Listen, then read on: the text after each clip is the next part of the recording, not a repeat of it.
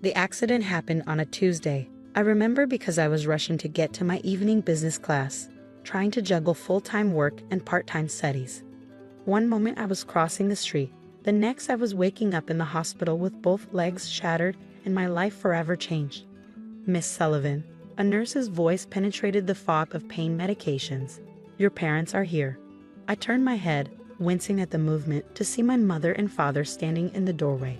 Mom's face was tight with worry, but not for me, for their bank account. Dad wouldn't even look at me, his eyes fixed on the medical charts at the foot of my bed. How much is this going to cost? Those were his first words. Not how are you, Sarah? Or thank God you're alive. Just cold calculations. The doctor explained the extent of my injuries. Multiple fractures in both legs. Months of rehabilitation ahead. Physical therapy. Specialized equipment. The list went on, and with each item, I watched my father's face grow darker. We can't afford this, he said finally, turning to me. The business is already struggling. Your brother's college tuition is due next month. Ah yes, my brother Michael. The golden child. The one destined to take over Sullivan Manufacturing, our family's company. The one whose education couldn't possibly be compromised. But I tried to speak, my throat dry. My insurance. Your basic insurance won't cover most of this, Mom cut in. And we can't put this burden on the family. Not now. I stared at them, unable to believe what I was hearing. I'm your daughter. And Michael is our son, Dad snapped. The future of our company. We can't risk everything we've built. You're 24, Sarah. Old enough to handle this yourself. 2 days later, they stopped answering my calls. A week after that, I received a text from Mom. We've packed your things. Your apartment lease is paid through the month. We're sorry, but you need to figure this out on your own. Just like that, I was on my own. No family, no home, and medical bills piling up faster than I could count them. The only person who stood by me was my Aunt Claire, Mom's younger sister, who'd always been the black sheep of the family for choosing art over business. Move in with me, she said, visiting me in the hospital. I have plenty of space in my apartment above the gallery. I looked at her through tears. I can't ask you to take this on. You're not asking, I'm offering. She squeezed my hand. Besides, I could use help managing the gallery's accounts once you're back on your feet. That business degree of yours shouldn't go to waste. And so began my new life. The rehabilitation was brutal. Every step was agony. Every small victory shadowed by setbacks. But Aunt Claire never wavered. She drove me to physical therapy, helped me adapt to crutches, then a cane, and finally, painstakingly, to walking on my own again. During those long months of recovery, I threw myself into learning everything about the art world. Gallery operations, artist relationships, market trends, I absorbed it all. My business background combined with Claire's artistic expertise proved to be a powerful combination. You have an eye for this, Claire said one evening as I pored over auction catalogs. You see both the art and the opportunity. She was right. Where others saw just beautiful paintings, I saw investment potential. When others focused on famous names, I spotted emerging talents with growing market value. Slowly, I started building connections in the art world, using my business acumen to help Claire's gallery thrive. A year after the accident, I launched our online platform, expanding the gallery's reach beyond our local market. 6 months later, we were handling private collections for some of the city's wealthiest families. The gallery transformed from a modest local venue to a respected name in the art world. Through it all, I heard nothing from my family. Michael graduated with honors, took his place at Sullivan Manufacturing, and got engaged to the daughter of another business family. I learned all this through social media, watching from a distance as life went on without me. Then came the day that changed everything again. I was in my office above the gallery, reviewing potential acquisitions for an upcoming show, when my phone buzzed with an unfamiliar number. Sarah Sullivan. A crisp professional voice asked. This is James Morton from Morton & Associates. I'm calling regarding Sullivan Manufacturing. I sat up straighter. I haven't been involved with Sullivan Manufacturing for years. Nevertheless, this matter concerns you directly. He paused. Are you aware that your grandfather's original company charter included a unique provision? No, I said slowly. I wasn't given access to any company documents. Well, it seems your father wasn't aware either. Until now. Another pause. The charter stipulates that any sale or merger of the company requires unanimous consent from all living direct descendants of the founder. That includes you, Miss Sullivan. I gripped my phone tighter. What exactly are you saying?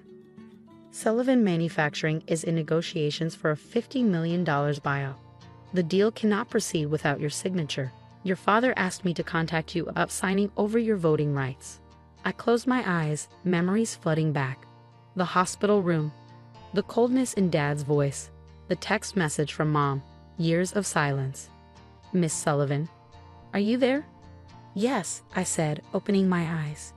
Please tell my father I'll need to review all the relevant documents before making any decisions.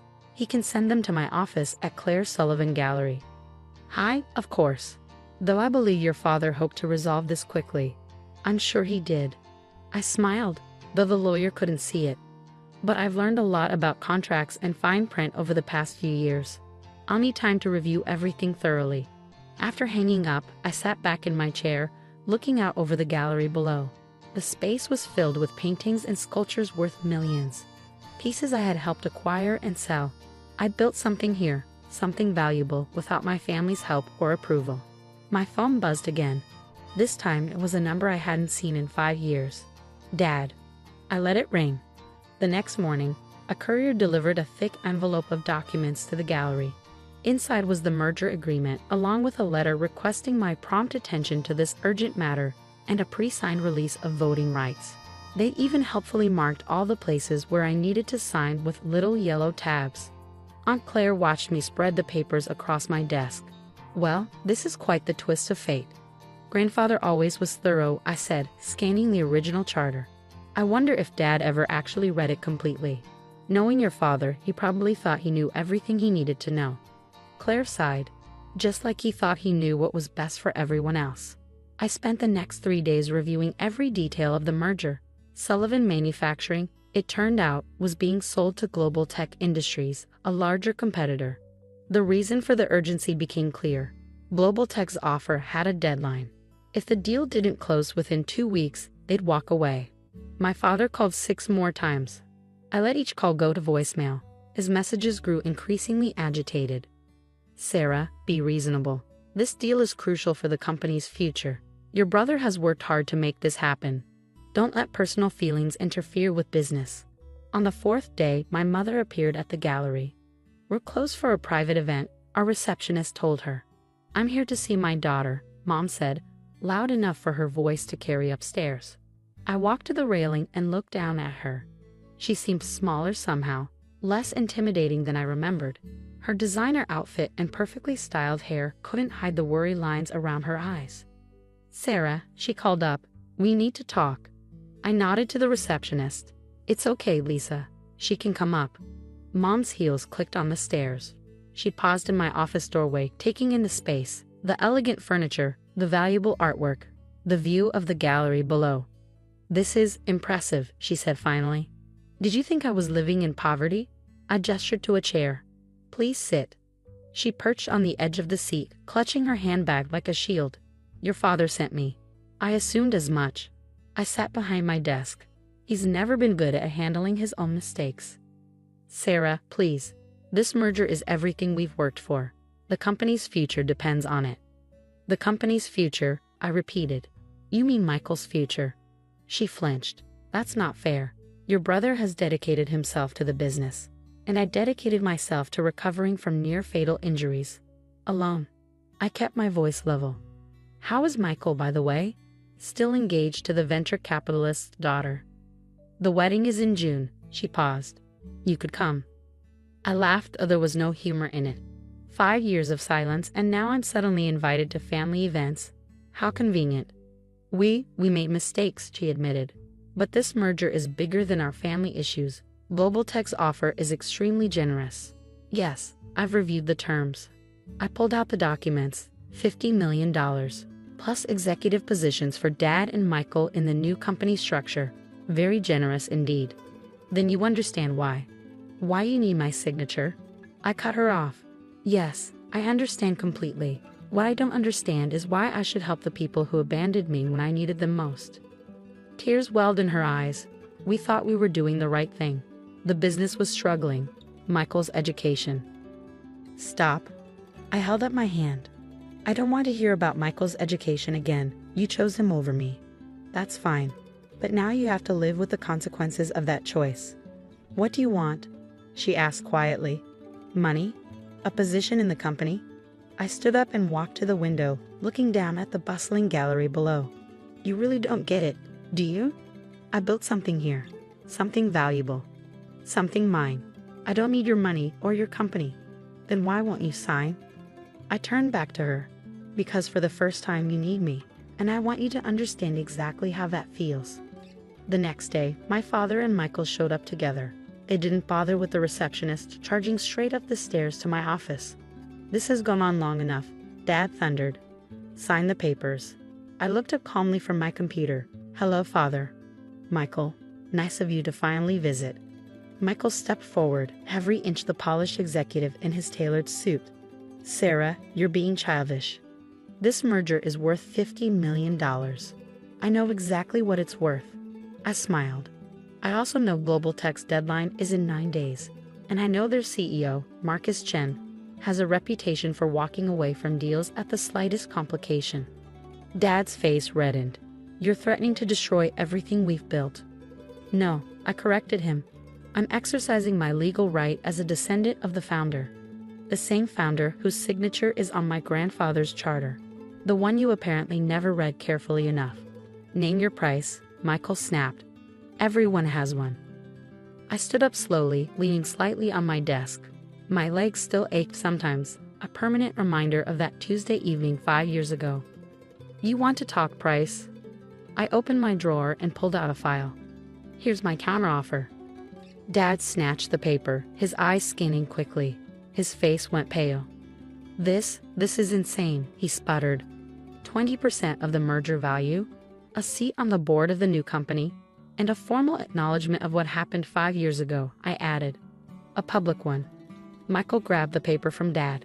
$10 million? You must be joking. Do I look like I'm joking? I gestured around my office. I built this gallery into one of the most successful art dealerships in the city. I understand value, leverage, and negotiation. But more importantly, I understand family, or rather what family shouldn't be. We can't possibly, Dad began. You can, and you will.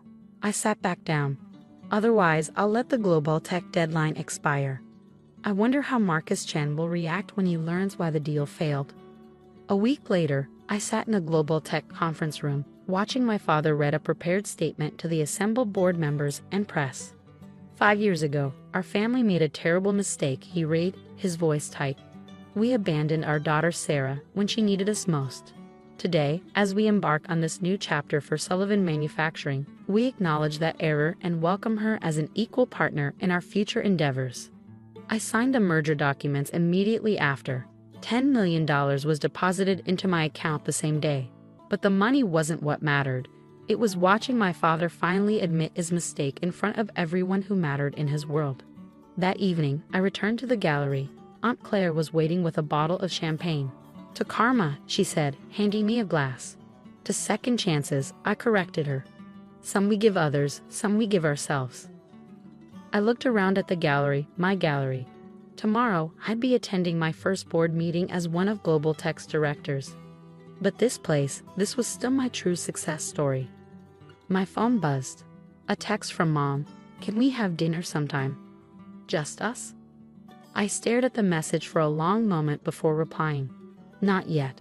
But maybe someday. 5 years ago, they'd thrown me away when I was broken, assuming I'd never amount to anything. Now I was stronger than ever, and they needed my signature to save their legacy. Sometimes karma works in unexpected ways. And sometimes, the best revenge isn't about getting even. It's about rising so far above those who hurt you that they have to crane their necks just to see how far you've come.